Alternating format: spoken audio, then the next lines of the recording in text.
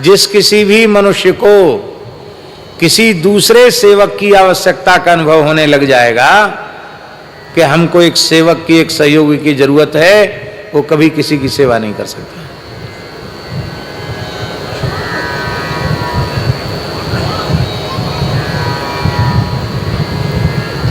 इसलिए सेवक वही हो सकता है जिसको किसी सेवक की अपेक्षा न हो। यही कारण है कि स्वयं दासास तपस्विना, तपस्वी स्वयं ही दास होते हैं। तपस्वी तब तक तपस्वी है जब तक उसकी सेवा में कोई नहीं है। सेवा में कोई आ जाएगा तो तप नष्ट हो जाएगा। स्वयं दासास तपस्विना, तपस्वी स्वयं ही दास होते हैं, उनके यहां कोई दास नहीं होता। और ऐसी ही स्थिति पूज्य भक्तमाली जी महाराज की अंतिम क्षण तक थी। उन्होंने कभी किसी सेवक की अपेक्षा नहीं रखी। स्वयं ही जो उनकी सेवा में थे, नाम से कि ये सेवा में, महाराज जी उल्टे उन्हीं की सेवा कर देते थे, उनकी सेवा करते थे। परम श्रद्धेय पूज्यपाद श्री रामेश्वर दास जी रामायणी जी महाराज सुनाते थे कि महाराज जी और हम लोग 84 कोस की परिक्रमा में थे। बड़े पुजारी जी थे श्री रामचंद्र दास जी और श्री रामायणी जी, परम पूज्य श्री रामेश्वर दास जी रामायणी जी। बोले महाराज जी एक इतना बड़े डिब्बे में पानी भर के चलते और एक थैला लटका के चलते। तो बोले हमने महाराज जी को प्रार्थना किया कि महाराज जी पैदल चलना तो भारी पड़ता है परिक्रमा में, वो आप इतना पानी 3-4 किलो जल और ये इतना थैला क्यों? तो महाराज जी ने मुस्कुरा कर क्या कहा? बोले खाली चलने का अभ्यास नहीं है, कुछ वजन रहा आवे कंधे पर, ऐसा अभ्यास पड़ गया है, ये कहा। क्या कहा? खाली चलने का अभ्यास नहीं, कुछ वजन रहे आवे कंधे पर, ऐसा अभ्यास पड़ गया है।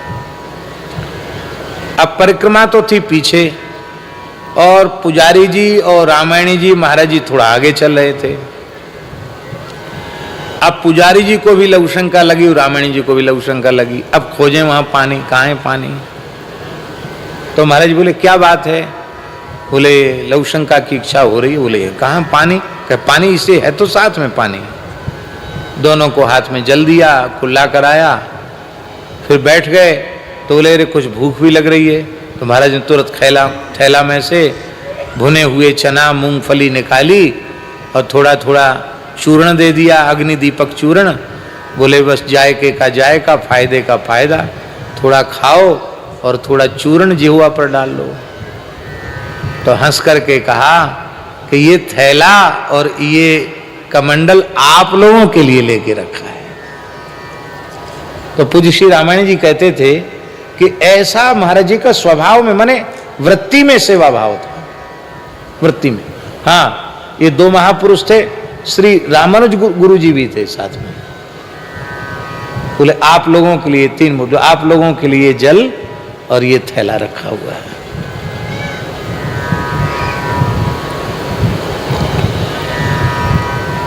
और एक और बात बताई उन्होंने कि शरद पूर्णिमा की पवित्र तिथि थी रामायणी जी महाराज ने, और हम बिहारी जी का दर्शन करके आए। जय हो स्वामी जी, प्रणाम। हम बिहारी जी का दर्शन करके आए।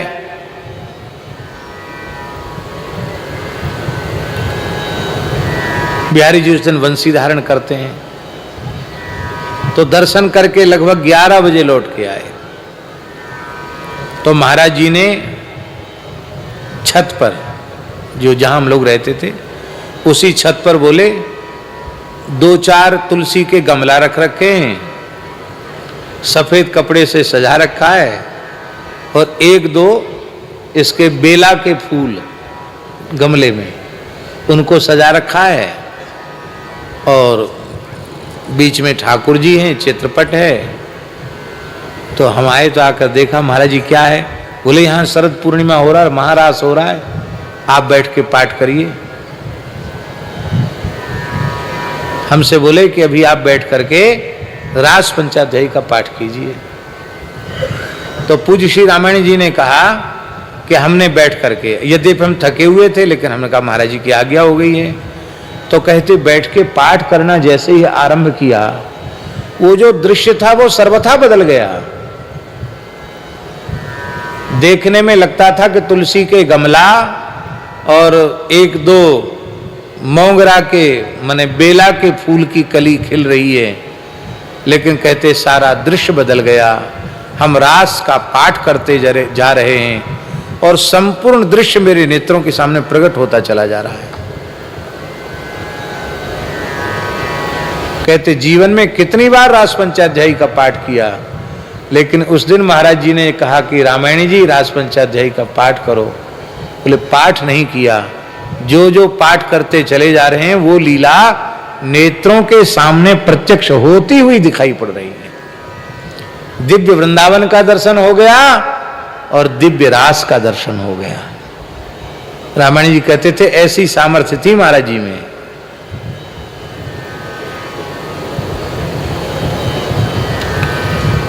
और कहते थे हम तो नाम बड़े और दर्शन थोड़े हैं।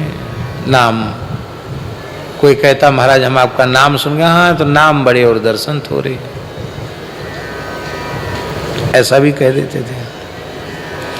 तो ये सब सेवा की महिमा है। सेवा की बात जब समझाई तो सेवा की बात समझाते ही जो शुचि सेवक थे वो शुचि सेवक एकदम तैयार हो गए। बोले अब हम तो श्री राम जी की प्रसन्नता को यहीं रहकर प्राप्त करेंगे।